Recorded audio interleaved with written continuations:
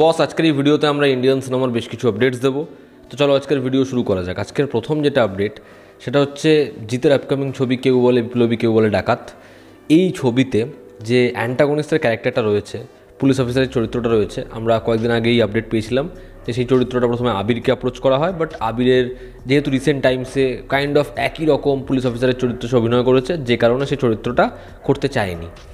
তো পরবর্তীতে এই চরিত্রটা অ্যাপ্রোচ করা হয়েছে টোটা রয় চৌধুরীকে, এবং সে জানিয়েছে যে এখনও সে নিজের তরফ থেকে গ্রিন সিগন্যাল দেয়নি, বাট তাকে অ্যাপ্রোচ করা হয়েছে এবং দেখা যেতে পারে হয়তো জিৎ ভার্সেস টোটা হতে। দেখার যদি সেটা হয় তাহলে কীরকম হয়। তো এই ছবিটা আমরা জানি 2026-এর ইন্ডিপেন্ডেন্স ডেতে প্ল্যান করছে মেকার্সরা। দেখার ছবিটা হয় কেমন। আমরা যদি পরবর্তী আপডেটে আসি তো সেটা হচ্ছে ওয়ার 2 ছবিটা নিয়ে। ওয়ার 2 ছবির যে বাজেটটা শোনা যাচ্ছে সেটা হচ্ছে 400 কোটি টাকার।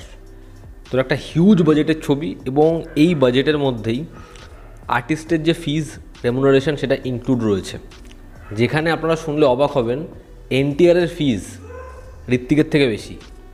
ঋত্বিক রোশন ছবিটার জন্য আনুমানিক 50 কোটি টাকা চার্জ করেছে, এবং জুনিয়র এনটিআর চার্জ করেছে প্রায় 70 কোটি টাকা। ডিরেক্টরের রেমুনারেশনটা আগেই রিভিল হয়ে গেছিলো। আয়ান মুখার্জি মোটামুটি 30 কোটি টাকা চার্জ করছে, কিরণবাণী 15 এবং অনিল কাপুর 10 কোটি টাকা। তো এখানে আর্টিস্টদের যে ফিজ সেটা নিয়ে ছবির বাজেট 400 কোটি টাকা। দেখার এই ছবিটা বক্স অফিসে ফাইনাল নেট কালেকশন কত টাকার দাঁড় করায়। পরবর্তী যেটা আপডেট সেটা হচ্ছে হেরাফেরি 3 নিয়ে। অক্ষয় কুমার সে নিজে জানিয়েছে হেরাফেরি 3 করতে অনেক সমস্যা হচ্ছে, এবং যে সমস্যাগুলো হয়েছিল তারা সব কাটিয়ে উঠতে পেরেছে। তো ফাইনালি হেরাফেরির যে টিম, যে পুরনো টিম, ওজি টিম, সেটা আবার একসাথে আসতে চলেছে। তো হেরাফেরি 3-র কাজ খুব শীঘ্রই শুরু হবে, এবং তাদের মধ্যে আর কোনো সমস্যা নেই। দেখার হেরাফেরি 3 সেই ছবিটা কবে আসে, এবং যখন সেই ছবিটা আসে ছবিটা বক্স অফিসে কী কী রেকর্ড করে। পরবর্তী যেটা আপডেট সেটা হচ্ছে অমিত শর্মার সাথে কোলাবোরেশনে যেতে চলেছে রণবীর সিং, এবং এই ছবিটা একটা মাইথোলজিক্যাল টাইম ট্রাভেল ফিল্ম হতে চলেছে। ছবির বাজেট হিউজ হবে, এবং রণবীর সিংকে একদম অন্য রকমভাবে প্রেজেন্ট করবে ছবির পরিচালক। এবার দেখার ধুরন্ধর ছবিটা ফাইনালি কোন জায়গায় দাঁড়ায়, এবং সেটা রণবীর সিংয়ের কেরিয়ারকে কীভাবে পুশ করে। যদি সেটা ব্যাপক কিছু হয়ে যায়, তারপর রণবীর সিং পরবর্তী পদক্ষেপগুলো কোন কোন ছবির দ্বারা নেয়। হরর কমেডির ছবিতে আমরা কেমিউস দেখব, এটা খুব জানা একটা বিষয়, কিন্তু এই কেমিউটা বাদবাকি বা প্রিভিয়াস কেমিউগুলোর মতো হবে না।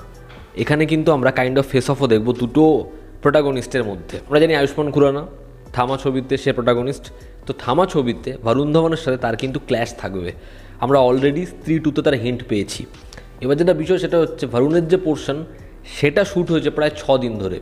তো বোঝাই যাচ্ছে সেই কেমিউটা খুব সামান্য কেমিউ নয়। তো এই ছবির মধ্যে বরুণের একটা গুরুত্বপূর্ণ পার্ট রয়েছে। এবার দেখার সেটা কতটা ইম্পর্টেন্স পায়, এবং আয়ুষ্মান ভার্সেস বরুণের ক্যারেক্টারটা তার মধ্যে কতটা মজা থামা আমাদের দিতে পারে সিনেমা হলে। তো এই ছিল আজকের লেটেস্ট আপডেটস। তোমাদের কি অপিনিয়ন জানিও। জনতা আমাদের পাশে আছে। আবার দেখা হচ্ছে। Take care.